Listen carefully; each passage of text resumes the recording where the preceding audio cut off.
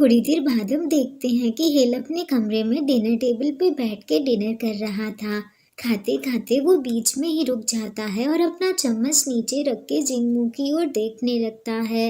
हिल देखता है कि जिंगमू का खाना वैसे ही पड़ा हुआ था, उसने उसे छुआ तक नहीं था। ये देख के हिल अपनी चेयर से उठता है और अपने हाथ में एक कटोरी लेके जिंगमू की ओर जाने लगता है। हिल जिंगमू के पास पहुंचता है तो देखता है कि जिंगमू की आंखें बंद थीं। जिंगमू को ऐसे देख के हिल को उसकी बड़ी फिक्र सता रही थी। हिल की आहट महसूस करके जिंगमू अपनी आंखें खोल के उसे देखने लगता है। हिल फिक्र में उससे पूछता है, क्या तुम मूव नहीं कर पा रहे हो? जिंगमू कुछ नहीं बोलता और अपनी नजरें नीचे कर लेता है। हिल जिंगमू के सामने बैठते हुए चम्मच उसकी ओर करते हुए कहता है, बिना खाना खाए तुम्हारी बॉडी काम नहीं कर पाएगी, चलो अपना मुंह खोलो। जिंगमू हिल की बातों को इग्नोर करते हुए कोई भी रिएक्शन नहीं देता। ये देख के हिल बोलता है, अगर तुम अच्छे से खाना नहीं खाओगे तो मुझे तुम्हें अपने मुंह से खिलाना पड़ेगा। ये मुंह से खिलाने वाली बात सुन के तो जिंगमू शॉक ही हो जाता है। जिंगमू हिल के हाथ से खाना तो नहीं खाना चाहता था, पर क्योंकि उसकी बॉडी को खाने की जरूरत थी तो इसीलिए वो अपने लोगों और खुद के लिए जिंदा रहने के लिए वो हिल के हाथ से खाना खाने लगता है। वो हिल को देखते हुए मन में सोच रहा था, ये इंसान मेरा ओमेगा है, मैं दुश्मन देश के प्रिंस को मार करने जैसी गलती कैसे कर सकता हूँ। नॉर्मली जिस ओमेगा की एवरेज कंपैटिबिलिटी होती है फेरोमोन्स की, वो अपने हीट को बिना किसी कॉम्प्लिकेशन के अकेले ही बिता सकते हैं, पर ये क्या ऐसा हो सकता है कि इसकी मेरे साथ बहुत हाई कंपैटिबिलिटी है? लेकिन इसका मतलब ये नहीं है कि ये अपना आपा पूरी तरह से खो दे जैसे इसने उस रात किया। जिंगमू अभी इन सवालों में ही उलझा हुआ था कि तभी हिल उससे पूछता है, ये पहली बार है जब मैं किसी को अपने हाथ से खाना खिला रहा हूँ, पर तुम ख्यालों में क्यों खोए हुए हो? इस पे जिंगमू रूड टोन में बोलता है, तुम्हें ये सारी चीजें करने की कोई जरूरत नहीं है, मैं बस एक कैदी हूँ। जिंगमू की बात सुन के हिल कुछ सोच के प्यारी सी स्माइल करता है और फिर उठते हुए कहता है, चलो नहाते हैं। ये सुन के जिंगमू गुस्से में चिल्लाते हुए बोलता है, क्या तुम्हें मुझे चिढ़ाने में मजा आता है? जिंगमू को गुस्से में देख के तो हिल डर ही जाता है। फिर वो जिंगमू को बताता है, नहीं वो तो बस इसलिए क्योंकि सोने से पहले नहाना बेहतर होगा तुम्हारी बॉडी के लिए।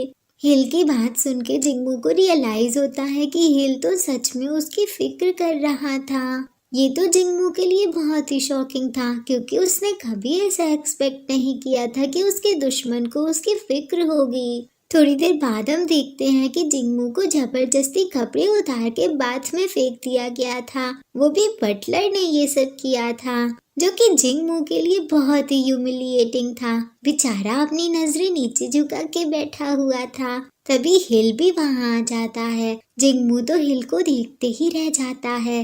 हिल भी अपने कपड़े उतार के बाथ में आ जाता है और प्यारी सी स्माइल के साथ खुद को क्लीन करने लगता है। इसी दौरान वो जिंगमू से उसका नाम पूछता है, साथ ही साथ उसे अपना नाम भी बताता है कि मेरा नाम हिल है और तुम्हारा?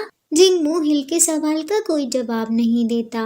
वो हिल को इग्नोर कर रहा था। ये देख के हिल पाउट करते हुए कहता है, जिस इंसान ने मुझे मार किया है एटलीस्ट मुझे उसके बारे में पता तो होना ही चाहिए, है ना?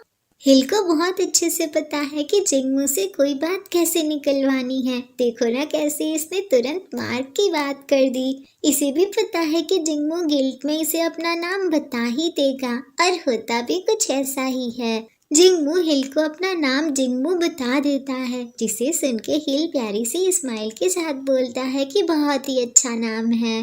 उसके बाद हिल जिंगमू के साथ थोड़ा सा हंसी मजाक करता है और फिर उसके करीब जाते हुए कहता है, बहुत देर तक पानी में भीगना तुम्हारे शरीर के लिए अच्छा नहीं है, मैं तुम्हारी हेल्प कर देता हूँ। ये बोलते हुए हिल जिंगमू की बॉडी को स्पॉन्ज से क्लीन करने लगता है। ये देख के जिंगमू तुरंत हिल का हाथ पकड़ के उसे रोकते हुए कहता है, रुको मैं खुद कर लूंगा। हिल ओ ठीक है बोल के स्पॉन्ज जिंगमू को दे देता है और उससे एक हाथ की दूरी पे खड़ा हो जाता है। जिंगमू खुद को क्लीन कर रहा था और हिल बड़े ही ध्यान से उसकी बॉडी को देखते हुए मन में सोच रहा था, ये सच में एक अल्फा है, फिजिकली फिट और हट्टा कट्टा। इसकी आंखें एमरल्ड की तरह शाइनी हैं, ये देखने में बहुत अच्छा है। जिंगमू को रियलाइज हो जाता है कि हिल उसे ही देख रहा है। हिल की नजरें अपने ऊपर महसूस करके वो अपनी नजरें हिल की ओर करते हुए पूछता है, तुम क्या देख रहे हो? जिंगमू का सवाल सुन के हिल प्यारे से स्माइल करते हुए कहता है, मैं अपने अल्फा को देख रहा हूँ। उसके बाद हिल अपने और जिंगमू के बीच माहौल को थोड़ा लाइट करने के लिए उसके साथ हंसी मजाक करने लगता है। साथ ही साथ वो उसे टीज भी करता है।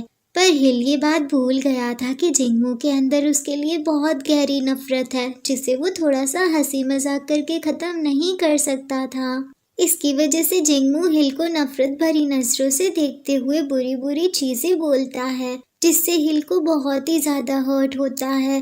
पर वो अपनी सैडनेस अपने चेहरे पे नहीं आने देता और हल्की सी स्माइल के साथ जिंगमू से बोलता है, ठीक है, मैं समझ गया, मैं अपनी पूरी कोशिश करूंगा ताकि तुम्हें डिस्टर्ब ना करूं।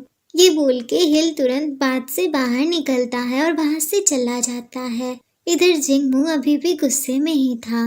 रात हो जाती है। जिंगमू अपनी जगह पे बैठे बैठे महल की कैद से बाहर निकलने के बारे में सोच रहा था। हिल वहीं कमरे में बेड पे सोया हुआ था। वो जिंगमू से कहता है कि बेड पे आओ और सो जाओ। जिंगमू साफ साफ इनकार कर देता है। हिल बोलता है कि तुम्हें सर्दी लग जाएगी। जिंगमू फिर से इनकार कर देता है। तभी हिल सीरियस टोन में चिल्लाते हुए कहता है, यहाँ आओ बेड पे, मुझे शांत होने के लिए तुम्हारे फेरोमोन्स की जरूरत है, ये एक ऑर्डर है। जिंगमू अभी भी हिचकिचा रहा था।